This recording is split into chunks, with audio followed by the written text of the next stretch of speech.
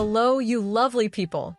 The first beta tester review for Mavuika is out, so in this video, we will look into the details the tester found about Mavuika's DPS and sub-DPS capabilities and how she performed in overworld flying, floating, and climbing.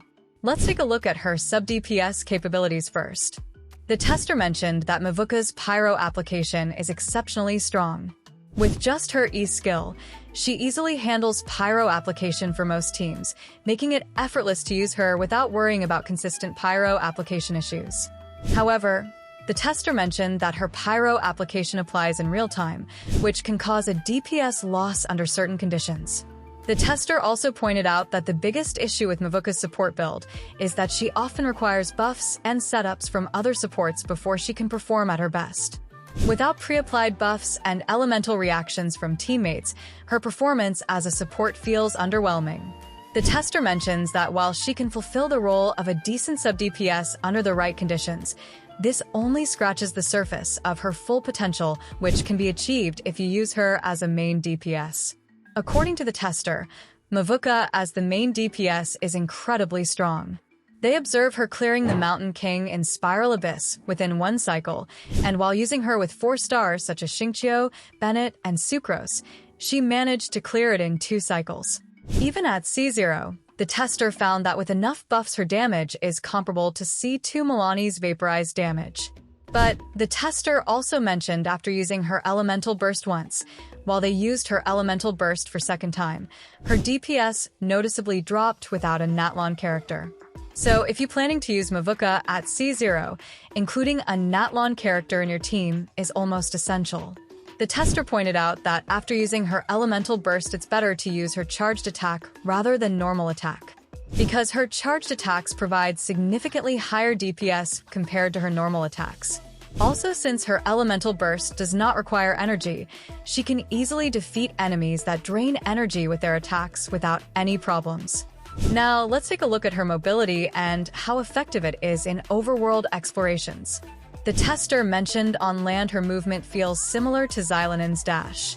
If you compare them both at C0, there isn't a significant difference in performance. However, all other forms of mobility rely on a separate gauge, represented by different icons for different modes of mobility next to the Night Soul gauge. But the most frustrating aspect for the tester was how quickly the fuel gauge was consumed. To increase her mobility skills, the tester mentioned using a C1 Mavuika, which allows her to increase her Night Soul gauge to 120, so you can try unlimited bike travel by alternating between bike movement without dashing and dismounting for a quick dash, and then resuming the bike can help to use Mavuika even more efficiently outside of Natlon. The tester mentioned her ground movement is decent, but all her other mobility capabilities fall short compared to specialists like Milani, Chaska, and Xilanen. One interesting thing is that Mavuika can interact with spirit ways that require Milani or Koholosaurus to interact, but Mavuika can't interact with Phlogiston Wind Tunnel, Phlogiston Tunnels, Molten Fissures, Coilgrass Sigils, or Jet Set Eddies. Now let's talk about some damage numbers and what you can expect from Mavuika as your DPS. The team used for this testing is a C6 Bennett, C2 R1 Xilanen, and C2 R1 Farina, with a 4-piece Obsidian Codex and R1 signature weapon on Mavuika.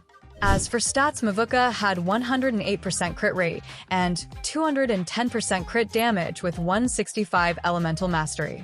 All of her talents were in level 8. At C0, Mavuika's elemental skill had a duration of 12 seconds with a cooldown of 15 seconds. Her E skill automatically applied Pyro to enemies every 2 seconds. Her skill targets one enemy and creates a magic circle centered on that target. All enemies within this circle take damage. The size of the circle is comparable to Shinha's elemental burst radius. Without any buffs, the skill dealt approximately 17k damage per tick. For her bike mode DPS, unbuffed normal attacks dealt 9k to 15k, while charged attacks dealt 17k to 22k. As mentioned by the tester, Mavuika's elemental burst is incredible. At 100% fighting spirit, the initial damage was 150k, and with full team buffs applied, her vaporize reaction dealt a 1 million damage. If you get a C1 Mavuika, she gains a flat 40% attack bonus after using her Q, and you also get the ability to use her elemental skill infinitely, without cooldown restrictions, with extra 120 Night Soul points. But you will still need a Natlan character to optimize her gameplay. The tester mentioned Mavuika's C2 adds a defense reduction effect to her elemental skill, but only when she's off-field. This limitation is quite disappointing, as it restricts the full utility of the constellation.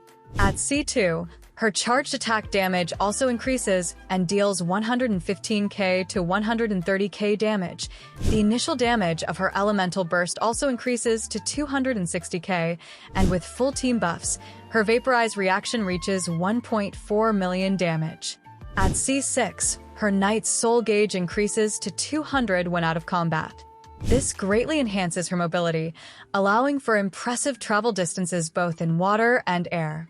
While exact measurements weren't available, her mobility distance surpasses Yelan's E when wearing the Great Magic. Additionally, her C6 allow her to apply the elemental skill's defense reduction during her bike mode, and while using her elemental burst. At C6, you can get around 52k elemental skill damage, without any buff from other characters, and in her bike mode you can get around 39k damage, without any buff. With full team buffs, you get around 1.8 million burst damage. The tester mentioned that C6 Mavuika primarily improves mobility rather than raw attack power, so it does make C6 Mavuika feels like a poor value overall. And that's everything we had from Mavuika's tester review. What do you think about her constellations and her sub-DPS capabilities? Let me know in the comments down below. Thank you so much for watching. Please like the video and subscribe to the channel for more content like this.